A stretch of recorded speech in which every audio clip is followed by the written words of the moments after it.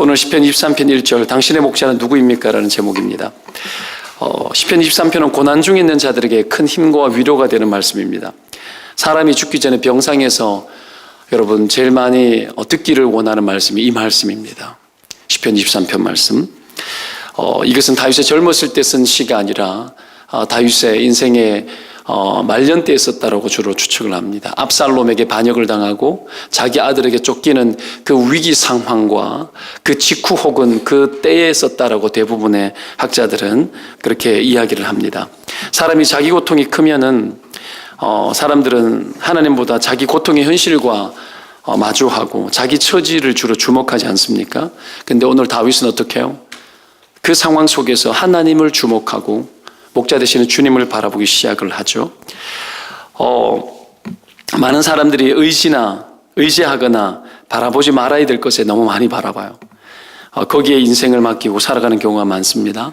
하지만 우리는 아무리 큰 고통을 만나고 어려움을 만나도 인생의 인도자 되시는 주님이 우리 눈에 볼 때에 굉장히 비현실적으로 보일 수 있고 당장에 이 모든 것들에 대해서 쉽게 해결하지 않는 것처럼 여러분 너무 멀리 계신 하나님처럼 보일지 몰라도 그럼에도 불구하고 그 주님을 바라봐야 되는 것이 너무나 마땅합니다. 여러분 그런 주님 바라보시기를 축원드립니다.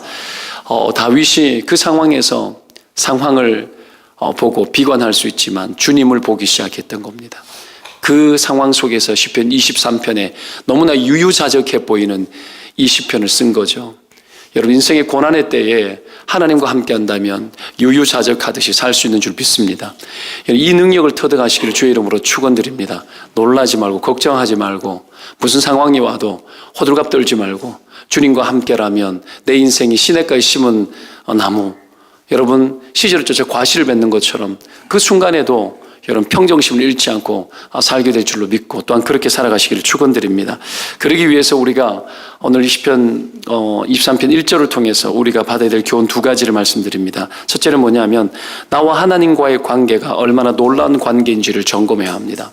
하나님과 나와의 관계.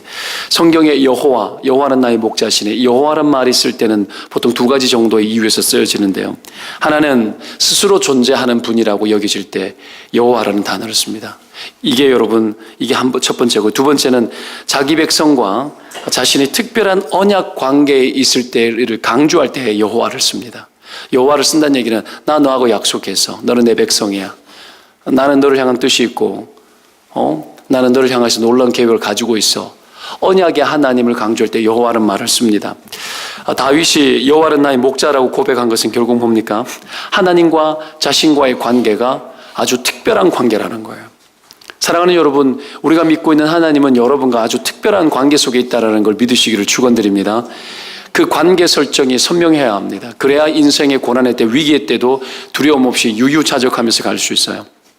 자, 문재인 대통령하고 저하고 만나가지고 사진을 찍었다. 그러면 여러분 굉장히 좋지 않겠습니까? 대통령인데 그 존재감이 여러분 그의 존재감 때문에 내 존재감이 커지지 않습니까? 옛날에 이명박 대통령 되기 전에 서울시장일 때 간증집회 제가 대구에 있을 때 초청을 했어요. 제가 행정목사로 있을 때 시청에 비서관에 전화를 해서 스케줄을 잡아가지고 사진을 찍고 막 사인도 받고 이랬는데 요즘은 욕먹고 있지만 그때는 여러분 장난 아니었어요. 그거 들고 막 자랑하고 이랬거든요. 여러분 존재감이 그런 거죠. 성경에 보십시오. 이 나타난 다윗의 존재감이 그냥 큰 겁니까? 다윗의 존재감은 굉장히 컸거든요. 사울은 천천히요. 다윗은 만만해요. 다윗의 존재감의 사이즈는 굉장히 컸습니다. 근데 다윗의 존재감이 그냥 컸던 겁니까? 여러분 그렇지 않습니다. 골리앗을 이긴 그런 존재 거기에서 끝난 겁니까? 아니죠. 하나님과 함께 했던 존재라는 거예요. 다윗의 존재감은 거기에 있었습니다. 굉장히 큰 거죠. 그제 고진영 선수가 왔다 갔어요. 잠시 짬을 내서 저랑 밥 먹고 갔는데 늘 내가 기도해주고 하니까 이번에 한국에서 LPGA 1등 했잖아요. 미국이 이제 LPGA 진출권 그냥 따냈는데 갈지 안 갈지는 고민 중에 있어요. 고민 중에 있는데 여러분 1등 했지 않습니까? 너무 좋아요. 잠시 왔어요. 왔는데 오기 전에 여러분 어떻게 영상을 봤지만 인터뷰에 하나님께 영광을 돌린다고. 여러분 교회에 제대로 다니지도 못해요. 주일마다 게임이 있기 때문에. 근데 여러분 수시로 말씀 보내주고 기도해주고 한 번씩 그렇게 하거든요. 그리고 중요한 게임 앞두고 여러분 전화 통화도 한 번씩 하기도 하고 하는데 여러분 하나님께 영광을 돌린대. 영광을 지난번에는 여러분 하나님께 영광을 못 돌려서 1등에서 하나님의 영광을 못 돌려서 어떡하죠? 하나님 그런 나쁜 하나님 아닐까 걱정하지 말라고. 그러니까 안심이라고. 이 초신자예요. 완전 초신자예요. 하나님께 영광을 돌린다고. 국내 언론에서는 그랬더니 여러분 인터뷰 내용을 보고 뭐라고 적는 줄 알아요? 사람들이. 굳이 그런 이야기 해야 되냐? 네가 기독교적인 색채를 내야 되냐? 온갖 댓글이 다 달렸어요. 그런데 해외 언론, 미국 언론에서 어떻게 한 줄 알아요? 고진영 뒤에는 하나님이 있다. 여러분 기독교 배경에 있는 나라는 그렇게 봐버려요. 여러분 인생 뒤에 누가 계신지 보십시오. 여러분 뒤에 하나님이 계시다라는 거 여러분 믿으시기를 바라요. 우리의 존재감이 그래요. 그렇게 특별해요. 우리가 그 하나님의 사이즈가 나의 사이즈가 되어지고 하나님을 크게 느끼는 사람이 여러분 인생을 크게 살아가는 거예요. 아이들이 여러분 어떻게 인생을 크게 삽니까? 하나님이 얼마나 대단하고 크신 분인지 나와 얼마나 특별한 관계에 있는지를 경험하고 알고 있는 아이들은 인생의 사이즈가 달라져요. 어떻게 인생을 모험을 하고 어떻게 도전할지에 대해서 두려움 없이 인생을 살 수 있는 거죠. 이 하나님 보여줄 수 있다면 이 하나님이 우리 인생의 존재감을 크게 하는 분이라는 걸 우리가 여러분 경험시켜 줄 수 있다면 우리는 여러분 그렇게 가야 되는 거예요. 이 위대한 하나님 앞으로 나아가야 되는 거죠. 이 위대한 하나님 앞에 특별한 이 관계 속으로 끊임없이 들어가야 됩니다. 사랑하는 여러분, 하나님과 우리와의 관계가 특별한 관계 속에 있지만 관계를 맺지 아니하면 아무 관계도 아닌 것처럼 살아갑니다. 그렇지 않습니까? 그 특별한 하나님, 크신 하나님 앞에 여러분 관계 맺기 위하여 기도의 자료로 나오고 찾고 두드리고 그렇게 나아가는 자는 하나님께서 특별하게 여기고 그의 인생을 더 복 주실 줄로 믿습니다. 여러분 그런 거예요. 온갖 복잡한 이야기를 단순하게 만들어내고 삶의 여러분 군더더기를 여러분 정리해내고 하는 그 모든 힘이 어디에 있느냐? 하나님이 너무 크다라는 걸 알기 시작하면 여러분 정리되어집니다. 수많은 고민이 그렇게 커 보이다가도 그것이 단순화되어지고 인생의 위기가 대단해 보여도 얼마나 여러분 우리를 놀랍게 만들지 몰라도 하나님 그 뒤에 계셔도 더 크고 놀라운 분들이 계시기 때문에 어지간한 일 앞에 놀라지 않는 거예요. 저는 여러분 심령이 여러분 강건하시기를 바랍니다. 여러분 심령이 정말 굳세였으면 좋겠습니다. 어지간해서는 놀라지도 마시기를 바랍니다. 여러분 애달파지도 마세요. 여러 가지 삶의 처지들 답답해서 잘 풀어지지 않는 것 여러분 애달파지 마세요. 애달팔 것이 아니라 하나님 앞에서 믿음을 가지고 기도하고 찾고 두드리세요. 그 에너지를 가지고 두드리라고요. 두드릴 때 하나님이 응답하고 역사하는 것. 주님의 손길이 필요한 거지 뭐가 필요해요? 여러분 주님의 손길이 필요한 거죠. 여러분 안에 하나님이 얼마나 크신 분인지 확신이 필요한 겁니다. 그런 특별한 관계 속에 계시는 하나님, 그 하나님이 우리의 하나님이죠. 모세를 부를 때 어떻게 나타납니까? 하나님이 나타나셔가지고 나는 여호와라고 이야기하면서 사람들이 내가 출애굽할 때 가면은 애굽에 들어가면 당신이 누구냐 물을 거라고. 어떻게 대답할까요? 이렇게 이야기했죠. 나는 나야. I am who I am. 나는 스스로 있는 자야. 나는 나야. 무슨 말이죠? 이유가 없어. 나는 설명되는 존재가 아니야. 무엇으로 설명을 해요? 나는 사람들의 설명을 받아야 될 대상이 아니라는 거예요. 나는 나야. 하나님이 자기의 기뻐하시는 뜻대로 인도하는 분이라는 거예요. 그 하나님이 당신의 뜻대로, 당신의 원하심대로 여러분 이끌어가고 설명이 필요 없는 존재라는 거예요. 인생의 수많은 것들에 대해서 여러분 우리가 너무 많은 것을 알려고 할 때가 많아요. 그러나 우리가 진짜 알아야 될 것은 뭐죠? 하나님 그분은 위대하신 분이고 설명이 필요 없는 분이고 이 말은 뭐예요? 안심해도 되는 분이고 우리를 위하는 분이고 나를 정말 생각하는 분이고 우리가 복잡한 생각을 같이 갖고 있지 않더라도 다 알지 못할지라도 쫓아가도 전혀 여러분 두려움이 없는 그런 분이라는 거예요. 그런 하나님이 우리 인생의 관계에 들어오셨고 그 특별한 하나님이 우리의 하나님이라는 거 여러분 다시 한번 믿으시기를 축원드립니다. 하나님께 가면 하나님이 도우시고 하나님께 가면 그분이 우리의 인생을 관계 맺으시고 우리의 인생을 자기의 기뻐하시는 뜻대로 스스로 계신 그분이 설명 우리가 다 들을 필요도 없어도 하나님께서 우리가 설명을 다 해주지 않으셔도 우리가 그 하나님 믿고 가면 반드시 우리의 인생 가운데 복이 올 줄로 믿습니다. 이 하나님 믿고 가는 거예요, 여러분. 이 영혼의 이런 상태들이 다시 개선되어지고 다시 여러분 하나님 앞에 설정되어지는 은혜가 있기를 축원드립니다. 두 번째, 하나님을 경험할 수 있는 하나님은 경험되어지는 인격적인 하나님이라는 거예요. 경험되어지는 인격적인 하나님. 나의 목자신이 그러잖아요. 나의 목자신이. 나의 하나님이라는 고백은 인격적으로 경험되어지고 만나지는 하나님이라는 거예요. 나의 목자. 하나님이 여러분 누구의 하나님이 아니라 여러분의 하나님이 되시기를 바랍니다. 나의 목자라는 말은 다윗이 만나고 경험하고 함께했던 극히 개인적인 하나님이라는 거죠. 듣고 배워서 풍문으로 드러나는 아는 그런 하나님이 아니라 다윗이 직접 삶 속에서 체험하고 경험한 하나님이라는 거예요.